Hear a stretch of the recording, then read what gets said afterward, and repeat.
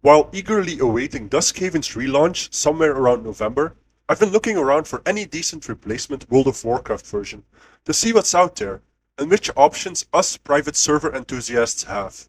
I've tried multiple servers so far, including Turtle WoW, Warmane, Unlimited WoW, and even the retail version. None really hit the mark due to a variety of reasons. However, in my search, I've stumbled upon something which could be interesting.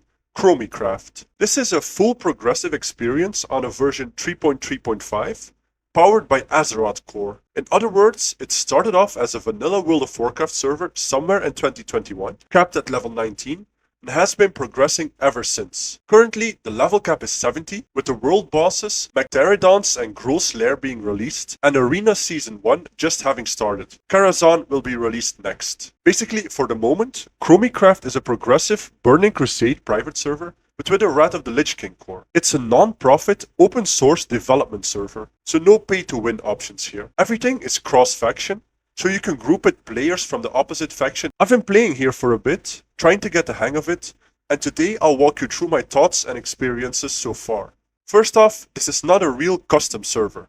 It aims to be sorta Blizzard-like, apart from being on a red core, that is. So there are no new classes, races, talents, spells, and so on. There's almost no custom stuff at lower levels, it's just the same old, same old. Although I've seen something like World Bosses rank on their site, which indicates there's some new content. As is the case with many a private server nowadays, you also have the option to engage in challenge modes, which includes the Hardcore, Iron Man, and Bloodthirsty modes. The base quest experience rate is set at ×2 until level 65, after which it is ×1, but you can use refer a friend code, -74696, feel free to use it, to gain permanent rested state, which does help a bit. Random note, I've noticed the drop rates for bags are really low. Or maybe I'm just unlucky, but it took me until level 11 on 2 characters to finally get 1 drop. Uncommon, rare and epic items seem to have their normal drop rate chance. Multi-boxing is allowed, up to 5 characters per IP address, but not in PvP, and there are some other rules. The server seems pretty stable.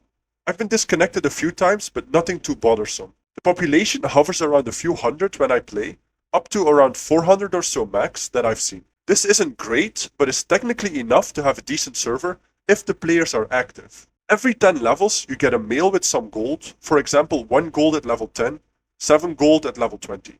This is pretty useful, considering you still need to buy your mounts and skills here. You do have to level your weapon skills, unlike in Duskhaven where this was done automatically. The random dungeon finder tool is active, so you can choose to level that way. Even with only a few hundred people on, I must say the queues at low level are acceptably short, although I'm not yet sure how this is at max level. I'm guessing as a healer or tank it'll be fine, but DPS might have a rough time, but then again that's their choice. You can level in battlegrounds on Chromiecraft, and they even give boosted experience during weekends and such. There's a battleground queue announcer, so everyone can see which battlegrounds are being queued, so you can join in. This is in stark contrast to Duskhaven, where PvP really wasn't a thing at all. In short, leveling on Chromiecraft isn't very fast, but neither is it very slow. You can get a recruit a friend code and then rush through the levels using the RFD tool, which is something I've done a few times on Duskhaven to get all my alts to max level.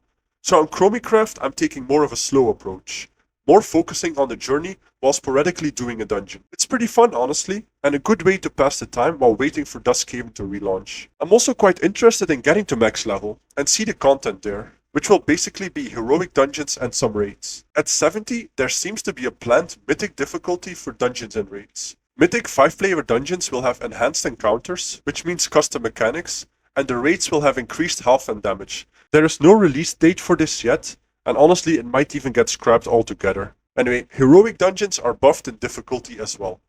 This being the Burning Crusade, you still need a key to enter them, which can be done via the LFD tool, but it only requires Honored with the respective factions. To be honest, while I do enjoy TBC content a lot, I've done this quite extensively during Classic TBC, and that wasn't that long ago, so it's still relatively fresh in my mind.